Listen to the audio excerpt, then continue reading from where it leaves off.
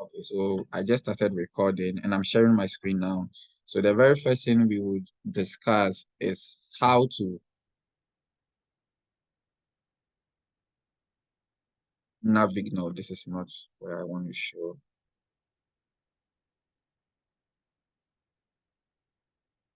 So navigating school website. Yeah, this is as obvious as it looks. It is very challenging to people because once they are on the school website, they don't really know where to go and how to find whatever information they want to find. So the very first thing we are going to do would be going to Google to even think of what at all we can do to find a couple of schools. Sometimes you would get the name of the school in the group and you want to read more about the school or go and find out if the name of this school is actually has a program you are interested in, or whether you want to find out if that particular program from that school gives funding or not. All you have to do, if the school that was posted in the group doesn't have a link, all you have to do is to come to Google. There are so many ways to search this. You can type the name of the school if you know. If you don't know and you probably come to Google directly to rather come and look for a school on your own, you can type US universities. You can type US universities, and by just a click, you automatically see some sort of a list open up. Well, I can click on more to show me all the list. Now, when I click on more, it gives me a lot of information than just the name of the university. So looking at the first school, which is Stanford University, it is telling us the average cost for any undergraduate or graduate students. But usually this information are related to undergraduate students. So the average cost of undergraduate students after any aid is 7,000. It is telling you the graduation rate of the university, those who are admitted into the university, how many of them complete the school. And this is trying to tell us 94 of those who are admitted complete the school after 4 years. We see here the acceptance rate among those who apply for this university, how many of them are given admission? And this is telling you what, 4%. So the lower the admission rate, the more difficult it is to get admission into the university. That is what it means. So out of 100 people, only 4 are given admission.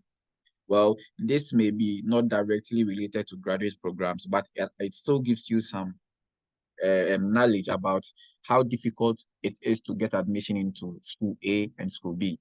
Now, this seems to be a list arranged in ranks of the universities. Well, you can go ahead and go through that in that order. If you want, you can just use the options here to navigate it however you want. You can come to the acceptance rate. Maybe you want the schools with very high acceptance rate.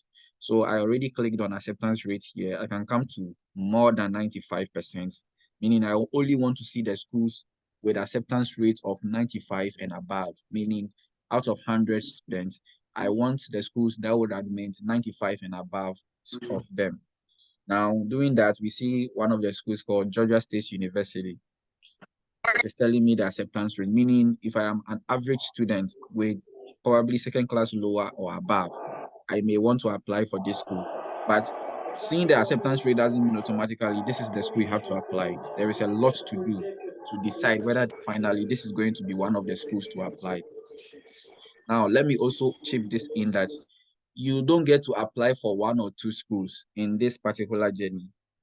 Your aim is to apply for as many schools as you can, because what you need is not admission. You need admission with a favorable scholarship. By favorable scholarship, your admission will come with variants of scholarships.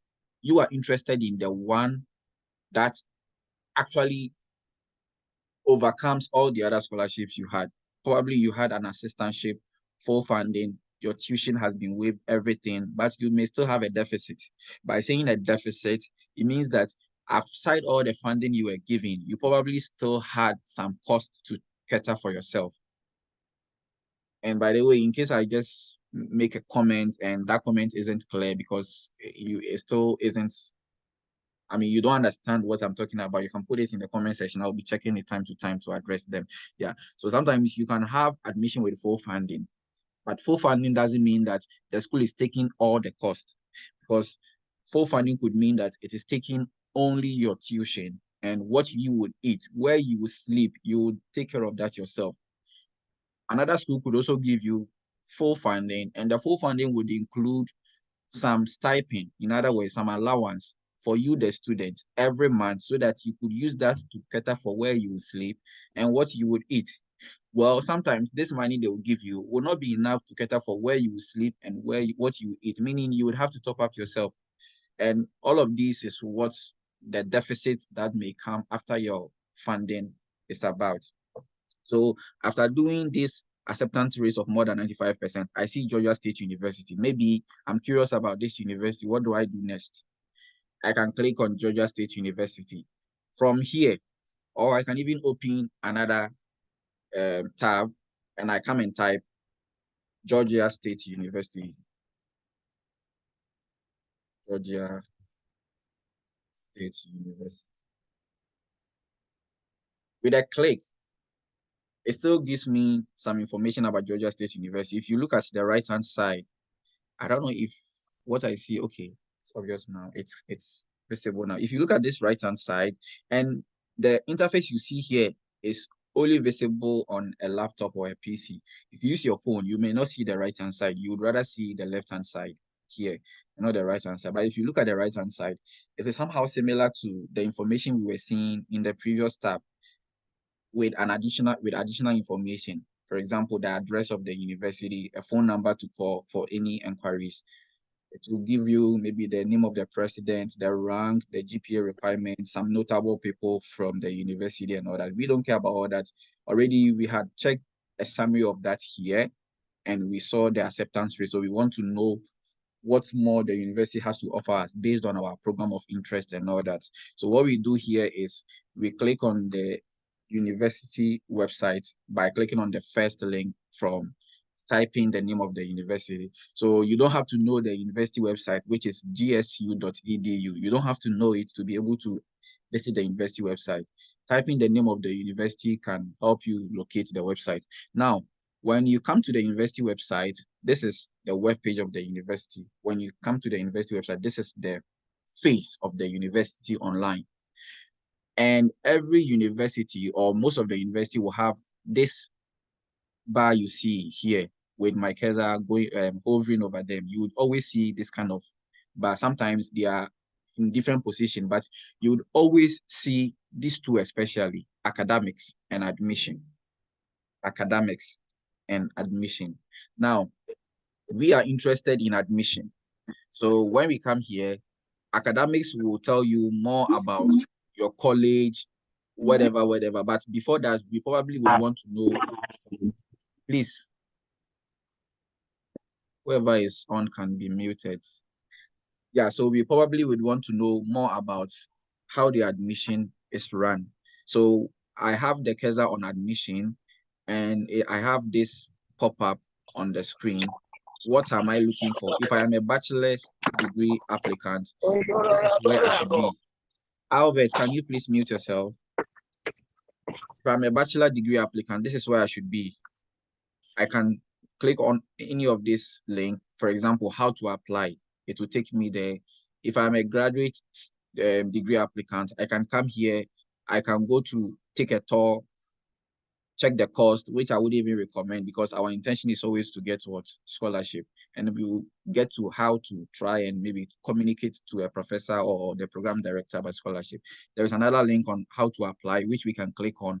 There is graduate program. Now, first of all, you don't even know whether the program you want to apply, the school has it or not.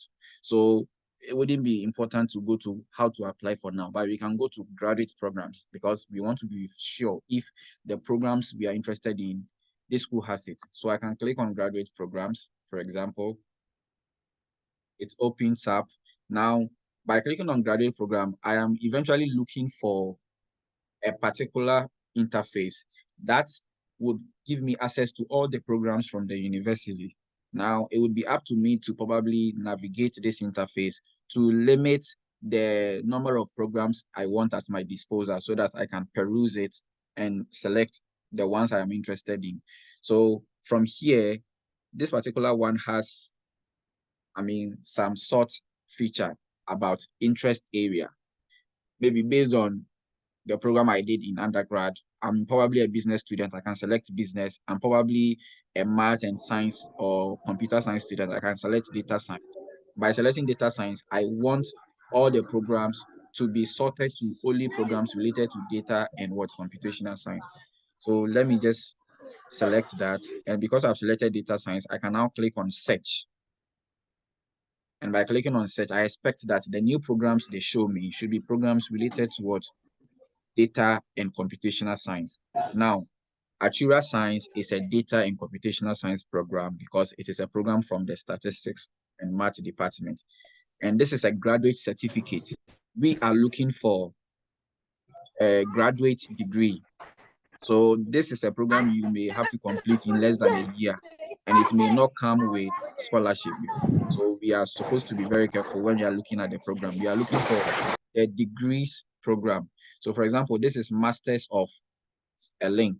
So probably this is a degree program. We can click on this if we are interested in that. We can go down and look for other programs related to data and computational science. We have artificial intelligence in whatever, biomedical science and that, computer science. We have data science again, digital innovation, economics. So anything that is related to computation will probably be appearing here. So all I have to do is I go through and look for the one I'm interested in. Probably I did math education, I can come there. I did maybe mathematics, I can come here. Well, because I did math, let me just click on math and start. The degree there is what? PhD, meaning either I am a very, very strong undergraduate candidate or I already have a PhD degree. I'm sorry, a master's degree, so that I would think I would be able to qualify for this program with funding. Now I'm going to click on that just to see what the school has to offer. So by clicking on it, I expect to see everything related to the program or the department. So I have the college where the program is from. It is from College of Arts and Sciences. Now the name of the program is Mathematics and Science PhD. When we come to this side, we are seeing information about the graduate director. Now, previously I was talking about trying to make inquiries about the program or whether the program has funding or whatever. In most websites of the school, you may see information about the program director or the graduate director of the program. And with this particular school, we see someone with the last name Lee, and definitely a Chinese. And this person has the contact and the email available. Now, this person is working as a graduate director, aside being a professor in the university. So one of this person's job is to actually respond to our queries. So unlike the kind of apathy we have towards communicating with our lecturers in Africa or Ghana, it is not the case in US. This person, for example, is always trying to check their email and respond to students who are interested in the maths program. Now, this second person is also the graduate director for the statistics program. So this person called Jeff would also always be available, ready to respond to your email. So any question you have about the Math and Start PhD program, they will be ready to answer them for you. And mostly, what are the questions to ask these people? It would always be advisable you get to know the exact requirements the program demands. You may see them on the website and we will be going there to check the requirements of this program. However, sometimes there may be new updates about the program requirement, which has not been posted on the website. So the easiest and the very first people to get information about requirements and any information about a specific program are always from the program and graduate directors. When you send this person an email, you will get a first-hand information about whether they give funding for this PhD program or not. And if they do, you will get to know if international students qualify or not. You will get to know what is required of you, the applicant, to be able to get this assistantship or this funding. If the funding is full, you will get to know. If they don't communicate all this, you can send them follow-up messages after they have replied your first email. Now, henceforth, if this person is being very responsive to you, you can keep up with the communication throughout your whole application process to be very, very conversant with this particular graduate director. They will get to know you. You get to know them just by name because of your email correspondence. And that, to some extent, also helps with funding, especially when you don't qualify immediately with your academic profile. Sometimes people who qualify were given the scholarship, but eventually dropped the offer because they probably had a better offer somewhere. And it probably may be at the last minute of the whole admission period. Hence, they have no other option than to give this offer to someone else because the money is still available. And some of these instances, you, the person who have been in constant communication with them, come to mind easily. So I always advise that we create that relationship with these program directors, especially when we find some that are very responsive. Sometimes, I mean, as usual, we are human. You don't get everyone to respond to you as you would expect. You try a couple of times. If the response are not coming, you give up. But of course, there are over 5,000 universities in US. So if you are trying to get information from this school and you are not getting them, well, if the information you saw from the website is enough for you, you can go ahead and apply if you think you meet all the requirements. If you feel like you need more information and you've tried a couple of different people from other departments related to the program and you're not getting any response, you can just ignore it. Why do I say you ignore it? Sometimes there are instances where you don't see on the website that a program requires GRE or maybe TOEFL or IELTS and whatever, but you go ahead and apply, you pay the application fee, and now they mount this new query into your portal that this particular document is required, this particular document is required. Meanwhile, you are done paying your application fee and looking at your own strength financially, academically, you realize that I am not ready to write GRE now. Beside it being expensive, I am not ready to learn in a very intensive way to pass this GRE. So you may end up giving up on the school you've already paid application fee for. That is why it is important you make sure you can meet all requirements of a school before you go ahead and apply. There are people like myself, I made sure I had literally every requirement a school may ask for before I started this whole journey. So most of the things I'm telling you, I hardly did them on except for only few cases because I had the document for everything. If you are that type of student, then you wouldn't have to worry yourself with most of these correspondence if you think you don't need it because you have the GRE, you have maybe an English test score, you have the transcripts, everything is in order, you have evaluation and everything, then you go ahead and apply without having this correspondence. But even that, I would still recommend it, even when you have these things, because it still helps with what funding, like I said. So this is the information you would always find when you click on the name of the program. Well, there would be an overview about the program there. This is trying to tell us the majors of the program. And all this information helped in drafting your SOP, which we will get to. So you get to see the majors, and through that, you get to use it to draft your statement of purpose or your personal interest, whatever it is. You read literally every information you can from this web page. Now, when you are done, you are sure the program you are interested in, the school has it. You can read other information about their funding and those things, whatever you want, you can read it. Another easiest way to reach the university about this particular program is to always register for the request information the department or the school as a whole has. And this particular link, request information, is always going to be on every school's website. Now, what is the importance of this? It helps with application waiver. How does it help with application waiver? There are in most instances where you would be sent an email by the school that we are organizing an information section. And once you attend this session, you would qualify for a waiver. So you won't have to pay an application fee after you have attended this session. aside that, this session is going to be very informative, just like what I'm discussing with you, and give you all information about a particular program. It is also going to reduce your cost in this whole application thing by not paying application fee for this school, whilst your other colleagues may be paying. So this is another step I encourage everyone to do. When you come to a website, in the process of navigating the website, if this website becomes one of the websites you are in, one of the schools you are interested in, make sure before you leave the particular school's website, you fill your details.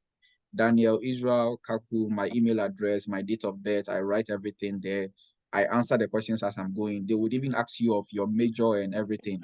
But mind you, this particular one I'm filling it from the department, the graduate website. So, okay, it is still even asking me for my major. So I'll just tell them something. I'll say, what mostly matches your interest in attending graduate school? So you select something, maybe career advancement, then you select it. What industry are you seeking to achieve? Maybe you're a math student, you go down and look for math, science, or whatever. So this one I select because I'm a math student. When would you like to join our graduate school? You select the fall. Now, let me use this opportunity to explain these terms. So when you hear fall of a particular year, it is telling you that August of that year is when you would begin your education in that university. When you see spring of a particular year, it means January of that year to February of that year is when you begin your education in that school. Summer means May to June of that year is when you begin your education. Now, if we are very familiar with the usual academic year, we would realize that always the usual academic year starts in August of every year. So, for example, fall of 2023 is actually August of 2023, which is the period we are in currently. Now, that means that if you want to go to apply for a school in US, this particular option is not the one to choose because we are already in fall 2023. Hence, the application period and everything is over because you can't apply, get admitted, go and apply for visa and do all that in August and go to school. No, that would be impossible. So the best option would be fall 2024 and the rest that follows. Even summer is also over. So fall 2024 means that although you are in 2023, but your intention is to go to school next year, August. And that gives you at least a year gap to take time, prepare very well for all these school application, get admission around January, February, start working on your visa for a couple of months. Then in August, you leave. It seems like it's very far, but by the time you realize a year is here with us and you are done. And all these fall application for next year start from this month. By September, most of them have open at by September, most of them have open application and we can start the application. So we fill this thing here and you do submit. When you do submit, immediately you may receive a link in your email giving you a summary of your interest you selected when you were filling and probably would add you to also their email list. Now, what you do here is for you to be added to their email list so that in future, if there is anything related to the program you're interested in, they would send you that email as a prospective applicant. And one of them would be you getting information about you getting an email about information section that is yet to be organized. You would register, you attend, you get your waiver. Even sometimes they may not add that you would get a waiver for attending, but in the process of the meeting, it could be one of the questions you would ask them. Is there a way to get a waiver? Can I get a waiver for attending this program? They will give you all the answers you want. If there is no direct answer, they will tell you something else that could help you get a waiver if attending the program will not give you the waiver. So this is also very, very important. Well, probably you are not an email person or you are not used to a particular email and maybe your old email is full. You can have a lot of excuses about your email, but you can create a new email specifically for this school thing. Maybe this is the email you have.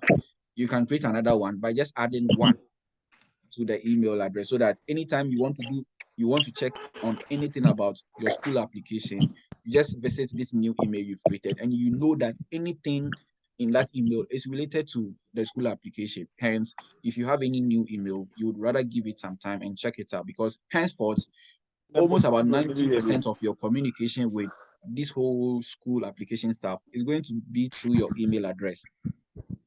So you will now have to be very conversant with email communication, because that is what you are going to be doing from now up to when you have your visa, or even after your visa. Even after your visa, when you come to your school, the main medium of communication is your email. You can't talk to a student by phone test, by whatever. You just have to communicate by email. Communicating with a student outside email is even illegal. It can lead you into trouble. So requesting information is very important because of the benefits it comes with. Now, like we have already done so far, we are sure that this school has one of the programs we are interested in. So what then do? We would want to check if we can meet all the requirements. Now we know they have our program. We want to check if we are going to meet their requirement. I'm going back to the main page, the very first page we saw when we came to the university website, and this is it. So remember, what we're doing currently was going through the admissions. We came to graduate program. There was request information here too anyway, and we realized that they have our program. Now we want to know if we meet the requirement. We want to know if we meet the requirement. Probably we could use the same one anyway. Let me just go there again and see if I could get the program requirement from the same page. So I came here, I clicked on data and computational science. I clicked on search. It brought math and statistics to me. I went down, we saw math and statistics here. I click on this. Now it's telling me to view catalog. Now, when I come down here, we have from here onwards program details. By program details, the very first one under the program details is admissions requirements. If you look at the right-hand side, they've listed a few of these requirements. I would also use this opportunity to explain each of them, as you are going to see this in almost all the applications, the admission requirements for other schools. The very first one is statement of purpose. For some programs or some schools, you may see them as motivational letter. Some may call it statement of intent. Whatever this is about is to get to hear from you in your own words why you are interested in graduate school, in the university, in the program, and your aspirations. Statement of purpose. Tell us about your purpose. If I am the admission committee, you want to apply for the program I am serving as a committee member under. I want to hear from you. Why are you interested in this program? So with respect to the school, why you're interested in the school, you communicate along the line. Why you are interested in the program, why you are interested in graduate studies generally. Why are you trying to continue your studies after undergraduate degree? Because that's all you need to get a job. Why do you want to continue? You are going to tell them about all this in your statement of purpose, in your own words. So people sometimes usually try, if you are used to statement of purpose, you'd realize usually people try to say something related to how the interest in the program started from infancy, from high school, from undergrad, from whatever they found themselves, and they would make a nice story about it and communicate nicely, get to talk about their educational background, get to talk about the experiences they have so far about the program they are interested in. What have you? They say a lot of things. And writing a statement of purpose, if you are hearing this for the first time, may look like something difficult to write, because as Ghanaians, for most part of it, we are actually not so good at writing essays because we feel like it is going to make us think so much. Well, the good news is you can find so many statements of purpose online. You read a couple of them, it gives you idea. You combine that of those ideas with your own personal story, then you get a nice statement of purpose. Statement of purpose is never written as a final document ever. It is something you will keep editing and editing and editing, because if you apply to school A, some things you may say in the statement of purpose for school A will probably not be the same thing you would have to say for school B, because you probably were saying some specific things about school A. Maybe you were mentioning a lecturer's from school a lecturer's interest that you saw, or a lecturer's work that you saw from school A. When you come to school B, you have to remove that part and talk about something else. If you want to talk about another different lecturer from school B, you remove that part from the first statement of purpose, then you probably paraphrase a new thing for the second school, so that you keep up with that process and have different statements of purpose for different universities. Not different as in 100% different, but those particular statements you made for the particular school and program, you'd make sure they are not going to be the same if you are not applying for the same program in the school B, or you are not talking about something in school A that is not found in school B. So statement of paper will keep being edited. So for example, if I go to my application folder, I have over 20 statement of purpose for every school, because I had to make sure I'm creating a new one for every school and making whatever changes I had to make. Now, if you are very good, you can make a very almost generic statement of purpose, such that the only thing you would have to change would be the name of the schools you were mentioning in the statement of purpose. But if you have time to, you can have time and change petty phrases, and you are good to go. But what matters more is you are not going to send the same statement of purpose word to word to all the schools you apply, else you'll just be making some very big mistake based on saying something in school A that is not found in school B. Now, the next common requirement is letters of recommendation. What are letters of recommendation? They are letters from your people you met in the process of your academic journey, especially if you're going for graduate studies, especially people from your undergraduate university, lecturers from your undergraduate university that somehow know you very well, know your prowess academically, and are ready to vouch for you that you are a very, very good student and you did that and that. And because of that, they are recommending you for admission. Now, this usually is the headache for many students, especially students who are really not known by lecturers or didn't have a very mutual relationship with lecturers prior to their completion. So they end up finding it very difficult getting all these three letters of recommendation. In most schools, they would require three. Meanwhile, sometimes you only are familiar with only one lecturer, and even that lecturer is saying they can do only two letters of recommendation for you. So this is a very, very difficult part of the process. But once you are determined, you will find your way around these things. And I'm hoping that most of you would be able to do these things. As a caveat, some people try to create their statements of their letters of recommendation and find a way to make it look like it is coming from a lecturer. If you end up finding yourself in that situation, just make sure you are doing it right. But it is not something I would recommend.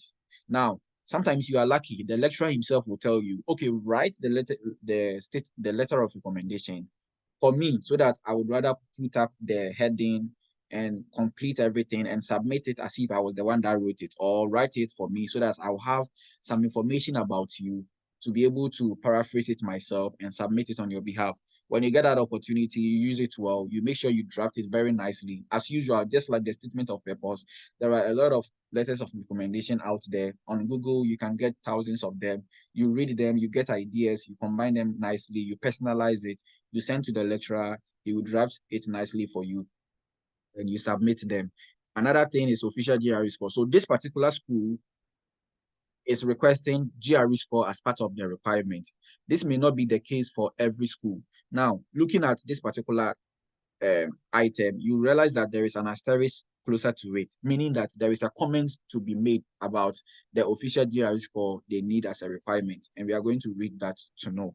So when we come to the asterisk comment, it says institutional code 5251 should be used for reporting GRE and TOEFL score. Okay, so anytime you write your GRE, you end up submitting your score to the school using a code that represents the school or the department.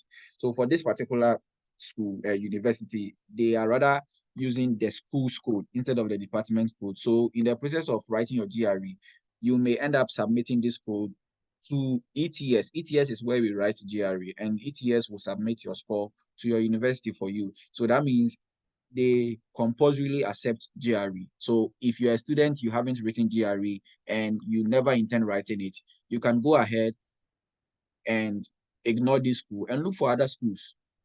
Now, there's a question from Veronica saying, hello, must the lecturers always be from your department or college? Well, the lecturers are not necessarily supposed to be from your department or college, but they should be a lecturer you have an academic relationship with, one way or the other.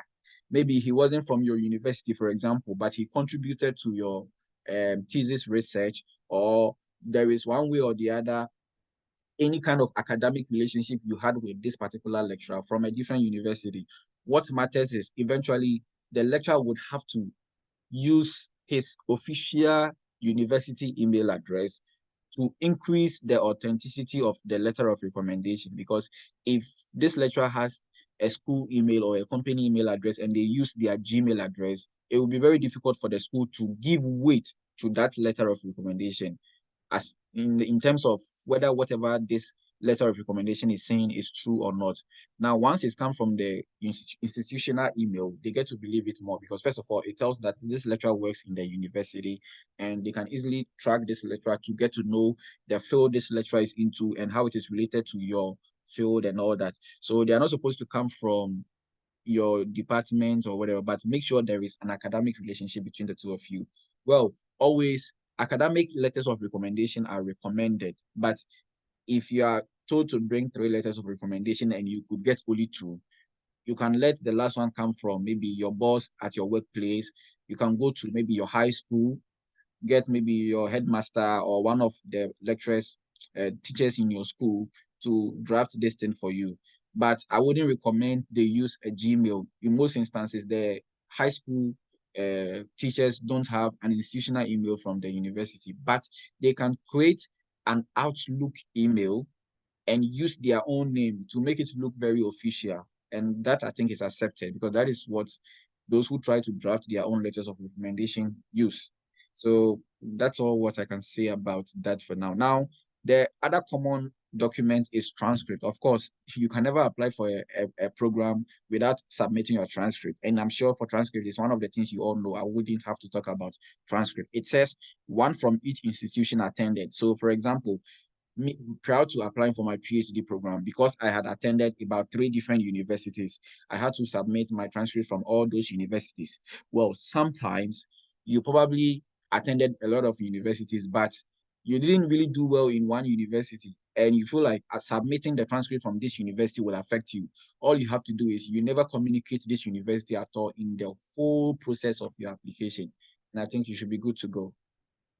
The next one is official TOEFL for international applicants only. Now, always you would also see this option, but for some reasons, especially as Ghanaians, we sometimes have this particular option waived for us. It is not always, but for most schools, about 80+% of the schools in US would always waive this for Ghanaians just because we are an English speaking country. And once you are able to show probably an English proficiency certificate, or sometimes just adding as part of your application process that you come from Ghana and you attended your university in Ghana and all that, it will automatically waive it for you. But of course, you can always verify this because sometimes they will write this and they will list the countries, but Ghana will not be part of the country. So you always have to verify this. Now, this also has an asterisk, right? So that means they probably will talk about the international applicants who are supposed to write this and the ones who are not supposed to write it. Let's see if they talk about it. Okay, they didn't talk about it. They only talked about how to submit the score. Yeah. So this particular point, like from what I just said, it now becomes very confusing whether we really have to write it or not. This is where you send an email to them because here they are not telling us whether we have to write it as Ghanaians or not. But to easily find out, you can send a message to the graduate director, the contact we saw from the previous page, or you can send it to the admission committee, or along the line as you are going through all this process, you may find it somewhere else with a link that tells you the countries that have been omitted from the test and all that. So all what I'm trying to say is, once you want to finally decide on applying for a school, make sure you can meet all the requirements before you start. Yeah. Now the curriculum, maybe you are done, you are sure that this is the school I can apply for because I can meet all the requirements, but you are more curious. You want to know more of what this program can offer you. You can go to their curriculum, you go through them to get to know some of the programs, the courses you will be taking if you are admitted into the program. Sometimes that can determine whether you will be admitted into a school or not. Maybe, sorry, or whether you would want to go to the school or not.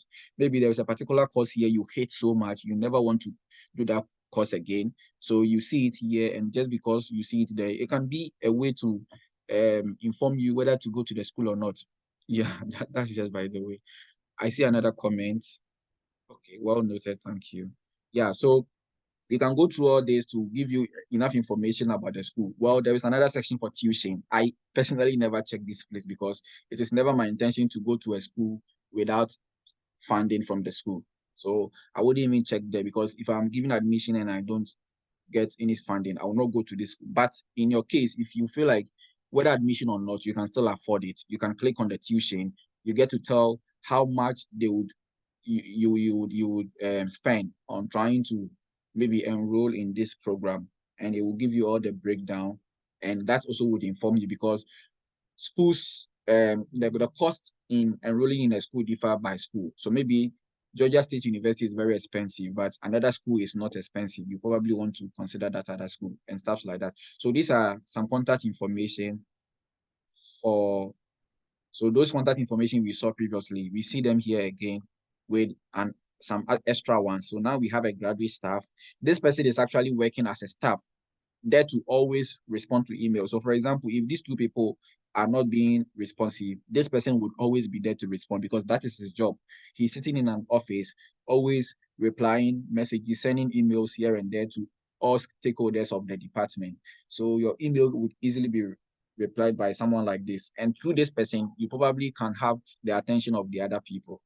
Yeah, so this is literally what you would have to go through for every school you find that you are intrigued about, you would want to know more about. The process we just finished is the few things you would have to do.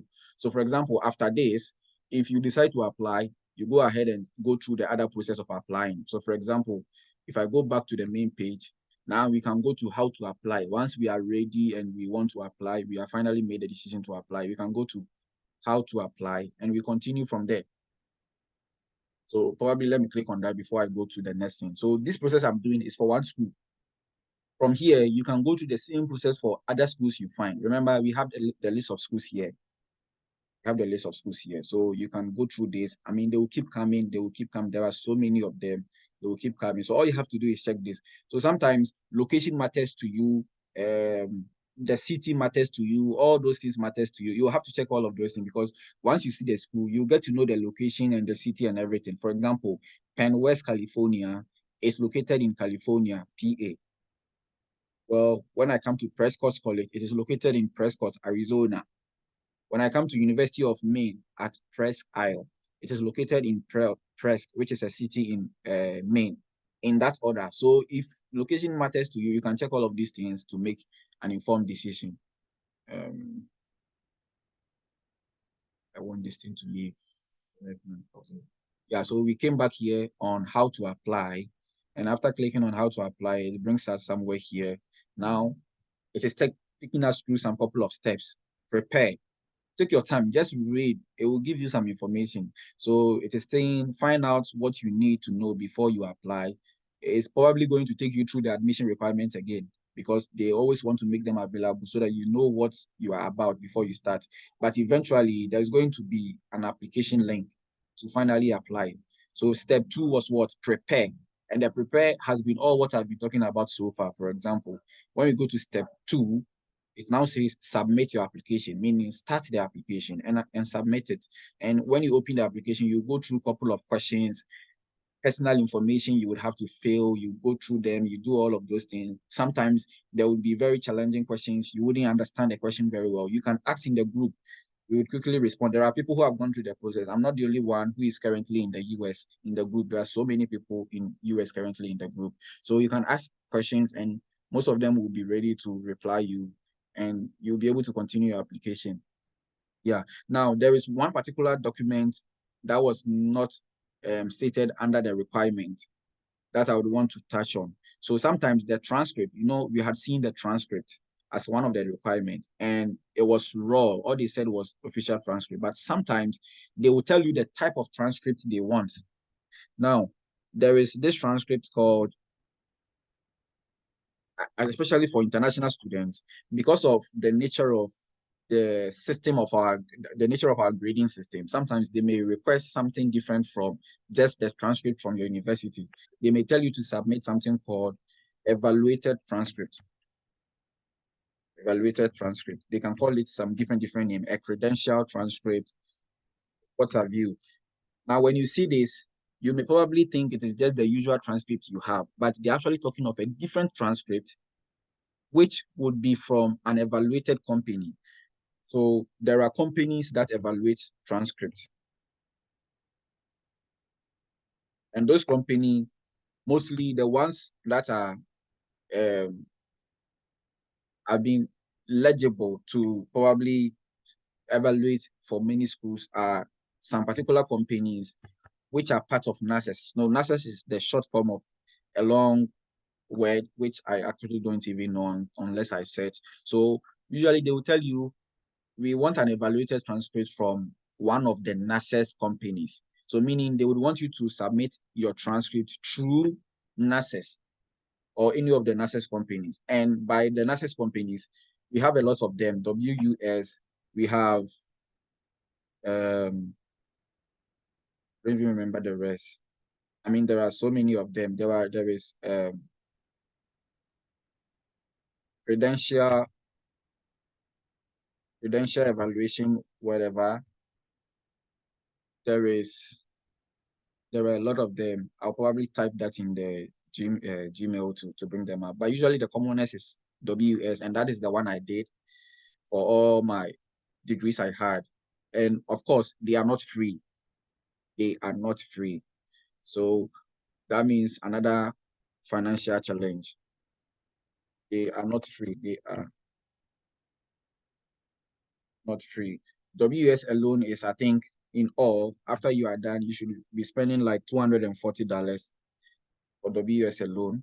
That is, they are going to give you a course by course evaluation. So they are literally creating a new transcript for you, giving you a new GPA, giving you new grades for all your courses and all that. So eventually, if you probably had a GPA of 3.4, it can be 3.5, 3.6, or if you're not lucky, it can rather also come down. But in most cases, from experience, it actually increases our GPA because they reduce the grading system they use. So it's usually rather increases our GPA. So sometimes you have 3.6. By the time you are done with the evaluation, you have 3.75. So to some extent, it also helps us because it is going to increase our GPA and make us more competitive. But the only unfortunate thing is it's expensive.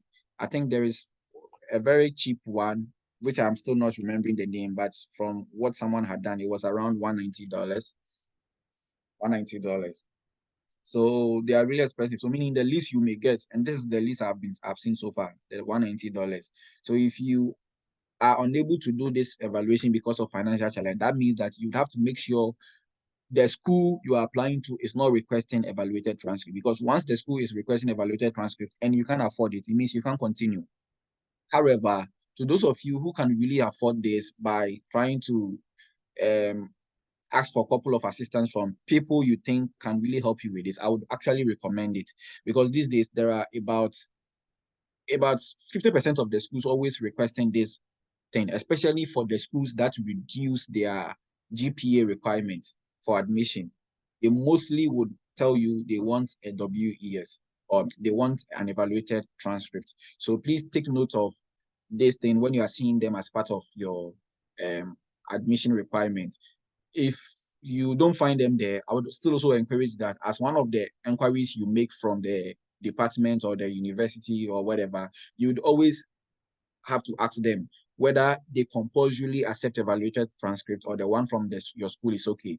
If you are from a school that is already using the 4.0 GPA, you can, or if your school has been able to change your GPA system to a 4.0 GPA already, you can recommend that to them that, so my school, blah, blah, blah, uses the 4.0 GPA and has the same format as the US. Am I still supposed to do this evaluated thing? Sometimes they will tell you yes, because everyone is doing it. Or sometimes they will tell you, okay, send it and let's have a look. If we like it, we will not tell you to do it. Then you do it. Also, there are some schools who do this evaluation themselves, but at a fee. And sometimes they make it compulsory as one of the requirements to complete before you can go ahead. An example is University of Illinois, Chicago. One of the schools I applied, for example, application fee was $70. By the time I was done with the process, I got to the last part and realized that they require another $100 for evaluating my transcript. Well, at that time, I was very, very much interested in that school. I had actually written GRE because of one of the reasons was because of that school and all that. And I felt like because I am finally at this last point, I can't just ignore this school because I really wanted to apply for the school. Well, I had to pay the $100 additional, and I submitted my application. Unfortunately, I didn't go there despite having admission from that school and even funding. So that is also another reason of doing a lot of application, because the funding may come from there. You may get funding from other schools, but eventually there would be one that is like unavoidable. You just can't resist this one because probably in terms of the amount that you were given, or in terms of what the whole funding package is, you probably would be better off than the other one. So you have to apply for a lot of schools to be able to make this decision. If you don't apply for a lot of schools, you may get only one school. It is giving you 50% tuition waiver, and you have no choice but than to still accept that school because you don't have other options to compare to that one. Sometimes even school A can give you some assistantship. It is not enough. School B, you are interested in school B very, very well. So far, they are not giving you any assistantship. You can use the previous assistantship you have from school A to actually make a point to school B that I have assistantship from this school and I am bent on accepting it because of my financial constraint. Hence, if really you need me, because by then they've given you admission already. So you can say, but I think I would rather choose this school if I am able to be given any form of assistantship that is relative to what I have or even more than what I have. Some people rather even use it to get more than what they already have because this school is giving them $20,000 as stipend. They would say, I would actually want to come to your school, but the stipend you give me is small. Even this school gave me 20,000. Can you do it 24,000 for me? And you'll be marveled. For now, it will be as if you are the one interested in the school, but after admission, they are rather the one interested in you. They can have meetings with you, try to convince you why they think their school is better for you. I had a couple of those interviews. For example, meanwhile, before admission, I was rather the one more interested in the school. So all of these opportunities will come after you've put in the hard work. That is what I'm trying to say. Yeah, so this is one thing about the transcript that will sometimes come your way where you would have to be very careful so that you don't complete an application without knowing that it needs evaluated transcript. Like I said, if you can afford it, please try and get it so that it helps with your application process. Else, there would be a lot of schools you may not end up applying just because of this particular issue. Because, like I said, now over 50% of schools always ask for evaluated transcript. But by the way, if you can never afford it, just get the other options. Get the other options. Now, let me go back to the universities. Why am I giving out all of this information about the universities? I'm teaching you guys how to search for the schools yourself because the ones I've been posting in the group, it is going to create problems for ourselves. In as much as I would want to help or others would want to help by posting schools in the group, it is going to create competition among ourselves. Because if we are all applying to the same school and the same program, eventually one or two of us will only be given admission. And the funny thing is, if there is a very, very competitive student among us, that student could get all the admission in all those schools we all applied for. And because of them getting it, the rest of us will not get it. Meanwhile, eventually, this same person will choose only one of these schools and leave the rest, right? So I am just trying to let us go through this so that we can get the schools ourselves. We do all these analysis ourselves and we decide whether we can apply for these schools. Eventually, the schools we get admitted to will be very diversified and it will reduce the competition we create among ourselves. So this is just for the application process, getting the school. There is another website for getting schools, which wouldn't go through this process. It is actually a website that has all the schools there. Now, another website I like much, aside all of these things, sometimes you are fascinated by some things other than what we have discussed so far. Maybe you would want to know some pictures of the school. You want to probably get to know the rank of the school. You want to compare one school to the other. Where can I do all of these things? So there is this website called US News. So US News is a very popular website for, academic staff and stuff like that. I've been using it, so you can see US News best colleges. Now, and that's another place to also search for universities in case. Oh, I hate. Let me type it. US News, um, university rankings. So you can type it this way, US News University ranking. The first link, you can click on it.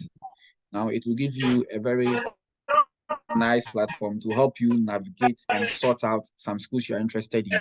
Let's say you are interested in a particular school. So these ones can also rank the school. So far, it is ranking it according to national universities. Now, in US, the universities are also ranked in groups. There are universities in the national university category. There are universities in the regional university categories. There are universities in the private university categories, and there are universities in the public university category. So a school may be first in terms of public universities in US, but probably 10th in all universities or in national universities in US. A school may be first in regional universities in US, but will be like 200th in national universities in US. What have you?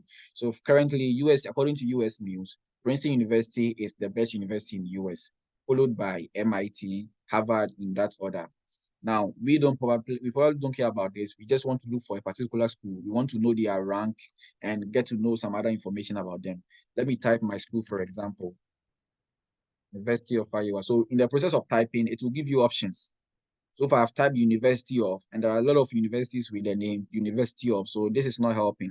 Probably I can rather type Iowa. If I'm looking for universities in Iowa, it will list all of them for me.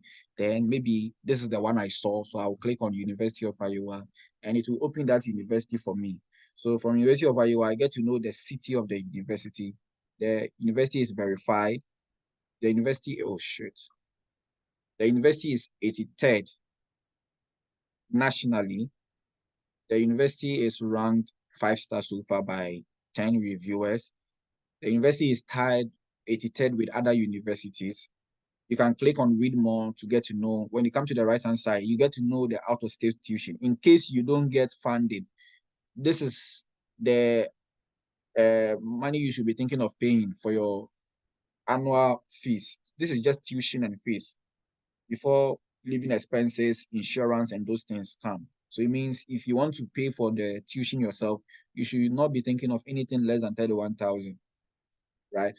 Well, maybe we are always fascinated by photos of the universities. I usually come there, I click on the pictures, I go through them one after the other, try to have a fair idea of how their campus looks like and all that. They all matter. It adds up to the fascination and how you really want to be there. So you can check all of these things. And once you are satisfied, you can go back, you do other things. You can compare more than 2 universities together at the same time and all that. Let me see if I can quickly do that here.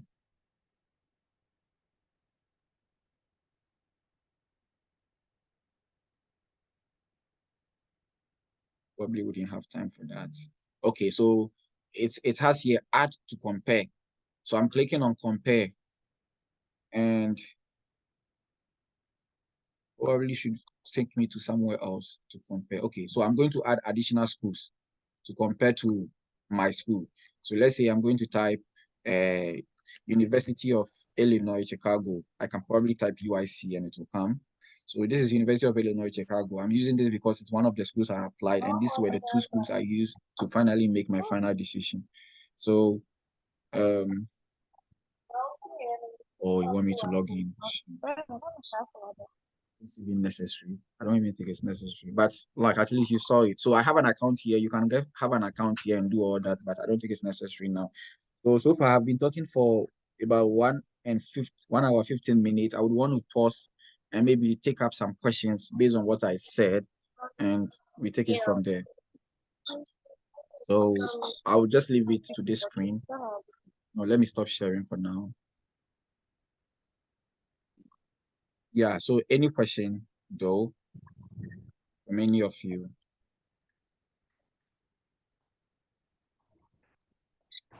Any question?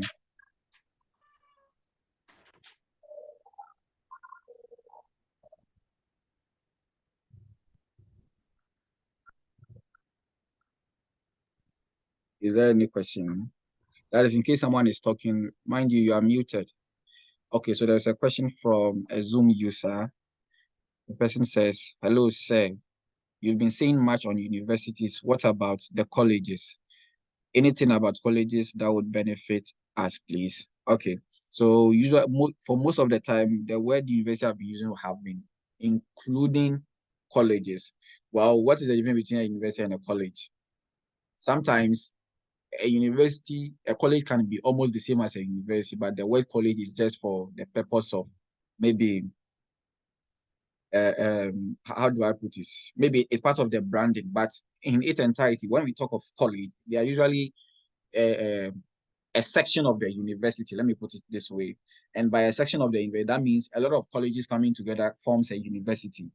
So sometimes it is possible for a college to be on its own and not be a university yet. And mostly when it appears that way, it means that either the college doesn't have some particular standard to make it a university. First of all, maybe it doesn't have more than one colleges, or it doesn't have a lot of graduate programs to make it, because a university should be a research institution. And once you don't have graduate programs, enough of graduate programs in your college or university, it means that there is not enough research activity in your university. So most of what I've been saying are actually related to college too. But the only difference would be the nature of the programs you may find in a college. You may find in a university. You may not find it in a college because they may not cover all fields of what the academic areas just because they are a college, or they may cover, but they would only be having just few courses, few programs in a department, just because they are not a full university. So Beatrice says, can you email graduate coordinators of different programs in the same university? Of course. And just to add up, you can apply to more than one program in the same university using the same portal. If you are admitted, it won't create any conflict of interest. If you are meant to be admitted, you can be admitted in both school and you can have funding from both school. It will be up to you to choose the one you are interested in. So you can do multiple application, you can do multiple code emailing to different coordinators. What matters is you need your information. Yeah. And Estina, your hand is up. You can talk if you want to. Hello, Israel. Can you hear me?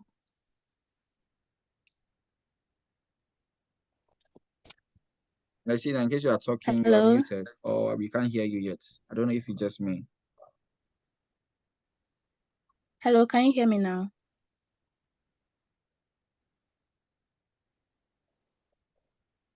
Okay. Maybe Hello? she's not talking. I don't know. Yeah, so what I've done so far has been talking about the navigation process, and navigation process to how to navigate the school's website, how to rate the department, some Hello, do's and Israel. don'ts, some important things to look out for in the whole application process.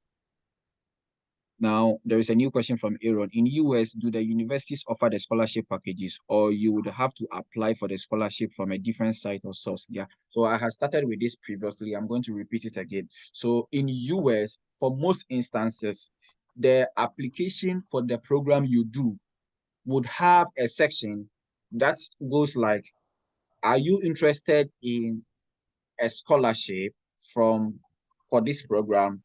Your answer in the form of yes and no is already the application for the scholarship you have done. You wouldn't have to use another website or another source. But there would be few of these instances where the same application, in the process of trying to tell them you are interested in a scholarship, there would be few instances where they would give you other stages of the application to probably fill up some details, maybe extra question about why do you need a scholarship? Tell us something about, no, so they will ask you some question as part of your scholarship application. So you will just fill that by typing something there, or if it is about uploading a document, you will upload a document there, and that is the end of your scholarship application in the university. However, you probably personally may have another source of funding from somewhere else. Maybe Ghana Scholarship Secretariat is giving you a scholarship, so you probably would want to know how you can use it. Then that one will be up to you. You go to Scholarship Secretariat, you work on the scholarship there. Once you have the scholarship and you have your admission, you submit your scholarship to the admission committee. They get to process the rest of the process for you. Then you are good to go. Maybe there is another scholarship elsewhere you saw, which has nothing to do with the school. You can go ahead and apply. For example, Fulbright scholarship is a very common scholarship for students in US. So maybe you would want to apply for a Fulbright scholarship. After applying for Fulbright scholarship, they would now help you go through the application process. So for Fulbright scholarship, mostly you get to get the scholarship before they even start with the application process on your behalf, right? And I think, yeah, a few people from Africa get to get that scholarship too. It's an international scholarship and it's very competitive, but all you have to do is apply. Once you are admitted, they will continue with the rest on your behalf. Yeah, but aside that, for most of the instances, if the scholarship is coming from the school, then you don't really need a different platform. However, sometimes after getting admission, it didn't come with scholarship. Now, if automatically you get admission without scholarship, it means that the scholarship didn't get to you because they wouldn't give the scholarship to all students admitted, but to competitive students among the ones admitted. And if you don't get yours, it means that it didn't get to you. Sometimes they have given out admission, but you haven't received your admission decision yet. It means you are on a waiting list. It could be something positive or negative. On a waiting list means that they intend giving you a scholarship, but they are trying to hear from the first group of students they give the scholarship to because they are sure that some of them may reject the scholarship because they would have better options elsewhere. And if that happens, then that means that you as the person in the waiting list will be the one getting it. Sometimes, if you're lucky, the school or the department would reach out to you, telling you that blah, blah, blah, blah, you have admission with us and you are currently on a waiting list to be considered for a scholarship. So just get to know that you may receive a scholarship if things go in your favor. They can sometimes even get to show you the scholarship offer, what it entails, in case you would want to probably accept that scholarship. They would want to give it to you, to show it to you informally for you to go through them. Because sometimes by looking at it, you probably have a better offer than that one and you reject that one. So they can go on to the next person in the waiting list. So it will keep on going that way until you finally have. So if they send it to you and you're interested, all you have to do is to keep waiting. And once it gets to you in the waiting list, they will admit you. And let me just use that to also talk about my school. So that is how I finally concluded in my school. I was on the waiting list for this school. And it was eventually the school I attended. Before I accepted this school, I had accepted 3 different universities, all with funding. I kept changing. And even at that time, I had already started my visa process. So immediately I get a new school I'm interested in, I just call the embassy, I change my school details, and I keep on going. I'll get another new offer I'm interested in. I kept changing it like that. So this particular school, I finished all the process in a month because it was already closer to my interview date. So those kind of experiences can come to you. And all what matters is you have applied to a lot of schools and you will be patient and have that correspondence with them. Let me use this opportunity to also talk about application deadlines. Application deadlines. There are some schools that have different kinds of deadlines. Usually they would have one called a priority deadline and they would have the standard deadline. By priority deadline, it would mean that if you submit your application before that priority deadline, you are considered automatically for scholarship. So this could be one of the conditions on whether you can get a scholarship from a department or not. They could give you a priority deadline and tell you to submit your application before that deadline. If you are able to do it, then you are assured of probably being considered for scholarship after you are admitted when you qualify. And once you complete your applications early, it also helps you with early admission and it helps you with completing your whole visa process early. I had my visa around April 26th of that particular year I had to leave to the US. But at that time, people were still waiting for admissions and all that. People were still looking for date and all that. So all these things was just because of how much I had prepared previously and the work I had put in the whole thing, which you can all do because you are starting early. Because if your intention is to go next year, this is the best time to start. You can go through the whole process, complete all your application by December. Mostly the priority deadline are in first or the first week of December. Sometimes it's even first December, meaning if you start your application around September, you should finish by 1st December. Sometimes it is 7th January in that order. So the priority deadline may change, but just make sure you take advantage of these petty conditions they would bring so that in any condition, you would actually be in a positive position to get any offer the school has for you. So there is another question that says, thank you very much, Israel, for the insight. Please, is WES recognized than any of the companies under NASES? I can't categorically say yes to this, but from my personal experience, in most cases, when the schools are talking about an evaluated transcript they want from a NASES company, they usually may list a few of them. And sometimes they only list one, and the one they list is actually WES. So they would say, we require a transcript evaluation from any of the NASES company, like, and they would just write just WES. There are some schools that would specifically say, we only want the one from WES. But of course, there are more than 10 of the evaluated companies in NASES. And I don't know how they are rated in terms of one being superior than the other.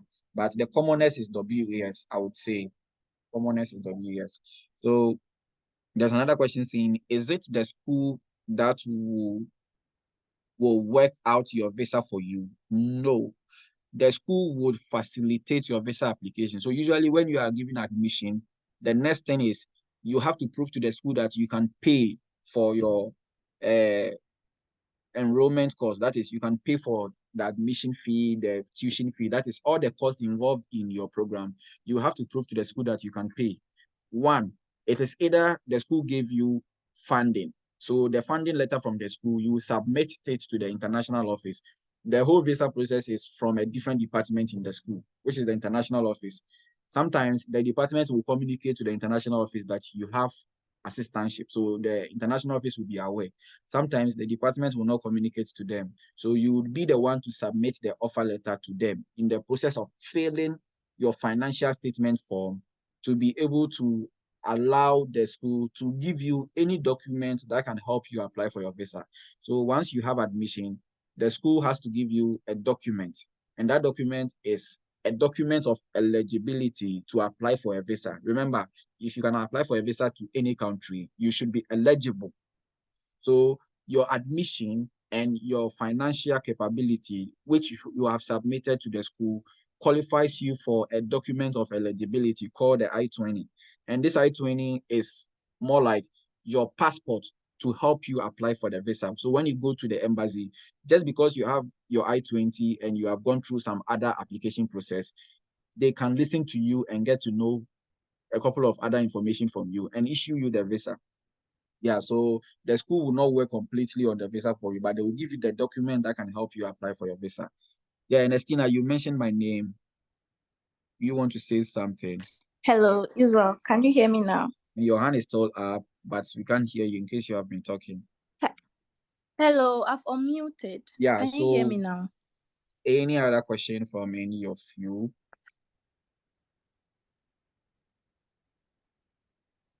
Yeah, so another document that is also usually asked that we didn't see from the one we were discussing is what do you call it? Your CV or your resume. So sometimes they will ask you for a resume or whoa. So you guys can hear Ernestina. So how come I can't hear any of you? Can any of you try talking just to be sure if Hi. I am probably the one who can hear anyone? Hi. I used to be able to hear all of you, so I don't know why. And someone tried, Israel, check your audio. Yeah, I mean, Hi. let me see something here. Hello, yeah. Israel. I remember removing my speaker. Let me just connect this. Hello. Ernestina, can you try talking? Hello. Yeah, I can hear you now. Ah, okay. And you see, when you go to a particular school's website and you go to the admissions, there is always these two things that confuse me: the graduate programs and the international students. So most of the time, I don't know which is which, because we are applying for a graduate program, but also we are also international students. So which side do we use? All right, that's a very brilliant question. Yeah, so if you've all attended a university before, you would realize that it almost look as if the university is for undergraduate students. In fact, if you are not careful, you don't get to even realize that there are graduate students in the same university you attended. Yeah, because the whole university is kind of concentrated on undergraduate students 90% of the time, right? So when you go to the international students, well, they may talk about literally everyone, but the focus is on undergraduate international students. If you're lucky, you may get some information about graduate international students there. But the information under international students is actually some information you can find when you go to the graduate program and you are reading the requirement there. Because they just try to send the same information specifically for international students to help them know the requirements, especially the unusual ones that are not required by non-international students. They get to make sure they are going to put all of them at the international student section. So that means it is highly likely that you may see this information about the English language test under the international student section. You would also be seeing evaluated transcript. If this school accepts evaluated transcript, you will be seeing them talk about that under international transcript students. You will see them talk about visa issue and all those things. So if you have the time, you can navigate both international student option and the graduate student option. But the very first instinct should be to first of all know if this school actually has the program you are interested in. If they do, then with some of the time you have, you can check information about the international students. So let me go to Georgia State University again, and let's check out on, I think there was a section about for their international students that I saw myself. I don't know why I'm promoting Georgia State University in this meeting. Maybe it just appeared first. So when we go to academics, admissions, so under admissions, I see anything about international students. Okay, so there is a section under admissions for international students where you see my cursor. So they have associate degree, bachelor's degree, graduate degree. So this is actually a very good um, arrangement. So even though we had seen graduate degree here and we saw graduate programs, but when we came for international students, we are also seeing graduate degree there. So it means, first of all, we are international students. Secondly, we are graduate degree. So we can directly go to graduate degree to see some information for international graduate students. And that opens. So that comes here and takes us through the whole process. So probably everything here is going to be related to what international students. So let me see if there is any important. Remember, we were previously here, right? And they'll probably say something similar about what we saw previously. So welcome to the graduate school. The information below can be used for degree, certificate, and non-degree and transient graduate programs across the university, blah, blah, blah. Now, when we come to this side section, it says, Georgia State values the contributions made by students from abroad. International students came from more than 150 countries and are integral to the diversity of our university community. Applicants who completed all or part of their education abroad may be subject to additional application requirements.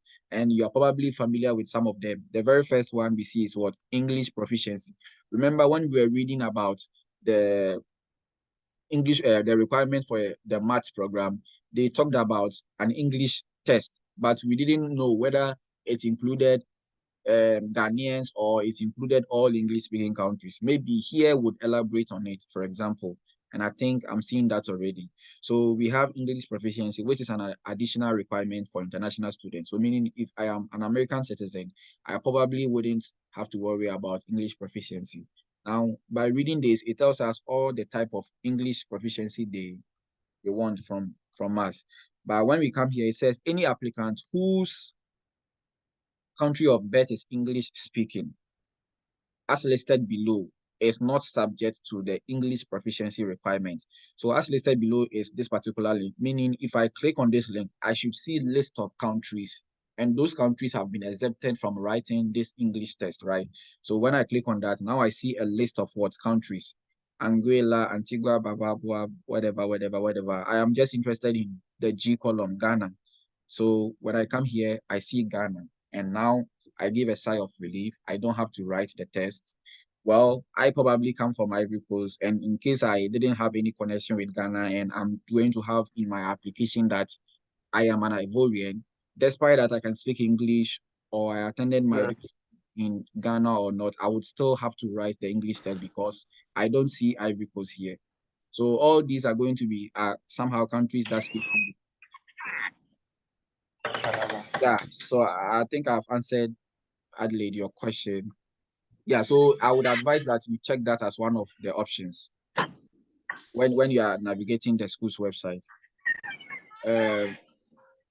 Please, Emmanuel, can you mute yourself?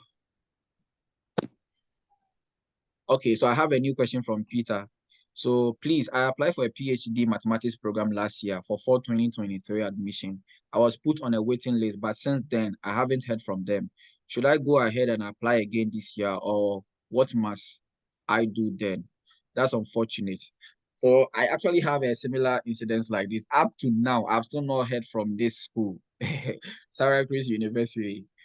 And it's funny. So these are one of the few unfortunate instances that may come your way in the process of all of these things. Whilst you may get very positive, feedbacks from other people, or even get to have at least a feedback, even when it is negative, there are some schools that they would be almost unreachable, and some of these things are not because it's intentional. It is just one of these instances where they actually have lost any information about your application, and they don't even know whether they have already given you a decision letter or not, and all that. So it happens. I remember there was one school that I had to tell them, I sent them an email before they started processing my application again. And from other people I've communicated with, there were instances where someone had submitted an application and the person wasn't hearing from the school, but the person reached out to the school and realized that they actually don't have her information in their system as an applicant. So they had to now do a back and forth to finally recover some lost information from their system and all that. So those few instances sometimes happen, unfortunately. And I think it would be one of those instances. I am assuming that you have reached out to them, like you said, you haven't heard from them. But if you haven't reached out to them, I would advise that you reach out to them. Maybe sending a couple of emails to a couple of stakeholders surrounding the program. If you have time, you can actually call. The fortunate thing is calling from Ghana to US is not that expensive, like maybe within African countries and that. So probably with some 5 cities, you can make like 2 minutes or 5 minute call, and you can get to hear from them directly. And that way, they may end up working on your application, and that could actually save you money, because if you should do the whole application again, the other one wouldn't matter anymore, and you will have to pay another application fee. Meanwhile, by calling them, they could probably prorate your application to the next fall, so that you would have already submitted your application for fall 2024 without having to pay anything because they didn't process your application, for example. Yeah, so I would encourage that you try reaching out to them if you haven't so far. And if you have, you can try other stakeholders about the program. If finally there is no um, response from them, applying to the same school again would be, for the same program again, I can't actually, give any kind of advice on that, because I don't know if it is going to repeat itself or not. But I think there would definitely be a way to reach out to them eventually. And I would advise that you rather reach out to them finally to get to know what happened with your application. And if by hearing from them, deciding to apply again, even when your application is missing, is even better than just applying without hearing from them at all, because there's a chance that will happen again. Yeah. And all the best in that. So there is a new comment from Veronica. Can we use AIs for writing our essays? Is there a way for admission committee to detect? I would say not advisable, but I would say you can get some cues from them. Now, this thing was actually a problem in this academic year for some applicants. because it is the same year that ChatGPT started becoming very popular and people started using it easily, flawlessly, and it was creating a pattern. So there is this thing that any AI generated essay can be easily detected. Sometimes by even reading it, you can tell because there is something missing, something about human error missing in the whole thing. And there is like a different sense of reasoning in the whole thing. And I think I've also heard that there is now an AI detector tool by people who want to actually find out whether something was completed by AI and not the student themselves. Even in schools for assignments and all those things, I've heard there are now ways to detect all of these things. So I wouldn't say use everything word for word, but of course, like I said, you are definitely supposed to maybe reach out for some old statement of purpose and get some cues from them. So if that is where you are going to get your cue, you can get them. You take some one or two phrases from there, you add it to yours, but you don't take everything 100% from them because there could be a chance that they will detect it. And once they detect it, that could be the end of your chance to get admission from the university. Yeah. So in the meantime, whilst we are still waiting for question, I can probably look for another school and navigate the school. So there are so many schools, so many schools. Another 99% Northeastern state. Now, I didn't talk about public and private universities.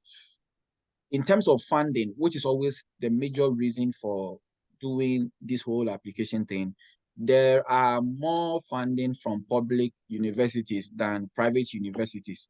However, most of the renowned universities or most of the highly ranked universities are actually private universities. So those of us who feel like ranking matters and we would want to try, I mean, of course, once you start thinking of ranking, it means you have a very, very competitive academic profile. Of course, I mean, that's common sense. So once you have very competitive profile and you think you can compete for those highly ranked universities with your academic profile, of course, you can go for them because they also give funding, just that it is not enough like the public ones. And aside that, if you don't get funding from a private university, your cost of attendance, when I say cost of attendance, I'm talking about the cost involved in your enrollment, being able to attend this school, the cost involved is going to be very, very expensive as compared to the public university. And we know that even from our institutions back home, because government will subsidize a couple of things, but for private universities, government wouldn't subsidize anything. You take everything yourself. So private universities are going to be expensive if you don't get assistantship from them. But of course, if you get an assistantship from a private university, chances are it's a very highly ranked university and you get to add that to your bragging right of attending a very highly ranked university. So there are a couple of universities here. I mean, you always would also see the state. And personally, I would recommend the less popular state if you don't have a very competitive academic profile and you really want to get full funding and all those things, because the less popular states are hardly applied by a lot of international students because they don't even know of them. In fact, people only get to apply for schools recommended by people or they apply for schools they know someone from, and usually they would be very common schools. So if you go through this list, you're able to find some particular state. For example, Kansas State University. Probably you didn't even know that there is a state called Kansas. Now, once you know it, you can click on Kansas State University, and chances are you can easily get admission with full funding here because it is a private university. And remember, all the universities in US have state university. So there is always a state university in terms of Iowa is a state, so there is a university called Iowa State University, and they are usually land grant universities. They are funded by the government, and that means they would have always in different types of aside funding, they would have different form of assistance for students on campus. So one of those few ones I can share, for example, I am in a state university, and as a student in US, you are not supposed to work outside campus. However, by May of every academic year, you're on vacation. So even if you are under stipend, chances are you are not going to receive stipend for June, July, August, because during those periods, the school is not in section. Now, how are you going to survive? Because you will still be paying for your rent, you will be eating and all that. So if you don't find yourself in a particular university that is very diverse enough to have a lot of campus job, you wouldn't be able to really survive comfortably in that university during the vacation break. Well, another option you could have is maybe getting yourself an internship, which is not easy, by the way, because you have to compete for it. Applying for internship abroad is just like applying for a job. You are not doing them a favor by coming to work there. You are actually supposed to earn it. You don't just send a letter like how we do in Ghana, and just because you came first, it means we are accepting you, or just because we know your brother, we are accepting. No, this one, you have to prove to them that you have the skills to be able to help their company, even as an intern. So you go through an interview, you have to have a very competitive CV and all that. Yeah, so it's very difficult getting internship out here, because usually once you have the internship, chances are you would end up working in that company after your graduate program. Because after your internship, if you do successfully well, it means they would want to retain you after your graduate program. So internship is just like applying for a job in US. I have some questions here from Peter again. Um, Please, I hope you are through with proofreading of my SOP and CV. I think I'm here to do that, Peter. Is there a site to look for less known state universities? There is, I mean, this same place we just did. Remember, I just typed US universities and I came to this Google search. So this is a Google search that has all the universities in US grouped under one website, right? So it means we can go through this and get to know whether we want to apply for this school or not. Now, how do you get to know that a state is less popular? By just looking at the name, you can just tell. Maybe New Mexico. Maybe you've heard New Mexico before. Okay, it means there will be a lot of Ghanaians in New Mexico, or a lot of Ghanaians will be applying for New Mexico. And that's actually the case, because New Mexico is popular. Well, I just talked of Kansas. It doesn't look as popular as probably you would want it to be, like Illinois or Massachusetts or Arizona or California or Washington and all that. So Kansas could be one of them. Now, this one I just saw here is West Virginia. Marshall University. I actually know a couple of people in the group in these universities. You can go there, for example, because maybe it's not so popular. University of Maine, Illinois is a very popular state, but of course, you can still apply for a school in Illinois, which is still fine. And Mississippi, you can try Mississippi. It is a state. You probably have heard of Mississippi before, but in US, it doesn't really look as popular as the other state. Wyoming, this is one of the states I would actually personally recommend, because Wyoming is a name of a state, but we hardly know the name Wyoming. So this could be another option for you, Peter. And there are a lot of them, a lot of them. So there are so many schools here with 100% acceptance rates, 95%, and all that. But just make sure you are most of the time looking at the public universities. Maybe sometimes, some schools may probably have a very less popular name, but they may be highly ranked. Remember, based on your academic profile, don't go for the highly ranked ones, because it may be difficult to get admission with funding from those universities. So that is why you would have to be combining the school here. So for example, let me go to University of Virginia. So University of Virginia probably may not look like a very popular university to you, but University of Virginia is a very highly ranked university. So let me type Virginia and let's see what it has for us. So University of Virginia, okay, not this one.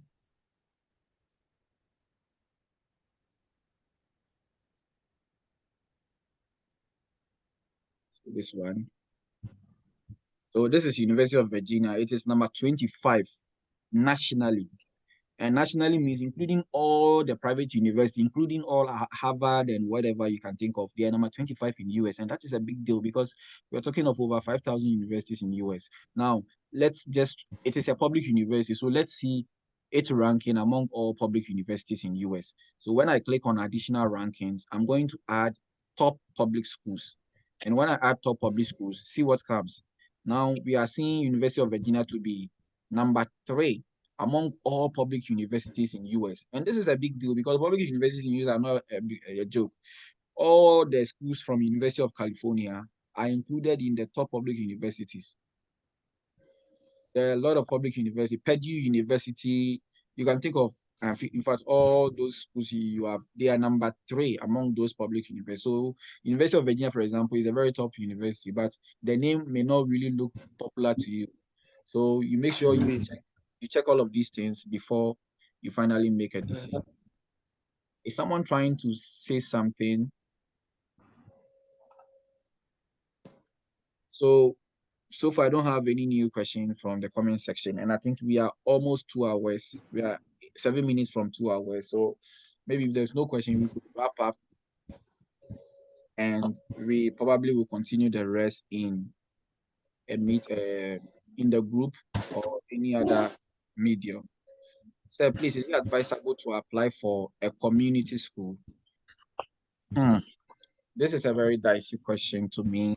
So, like I keep saying, our focus is to apply for school that will come with funding so that we can easily work out our visa process, because this is just the beginning. Once we have admission, it is 40% of the whole process to come to the US. The visa process is very, very, very tough. In fact, I wish there is anyone who probably was admitted and in a group currently to probably share an experience. I think I had seen main price here. Let me see. I'm not seeing anyone. I'm not seeing Mark here too. Yeah, so it is very, very dicey because community schools are not meant for those things. In fact, community schools are less expensive already.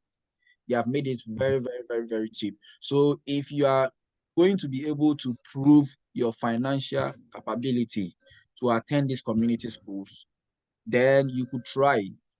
However, not all community schools can fetch you a document of eligibility to be able to apply for a visa. So if you are already in the US and you are an international student, well, you could attend a community school easily because they don't have to take you through all the visa process. But if you are outside the country, then you would have to first of all confirm if they can even help you with your visa process.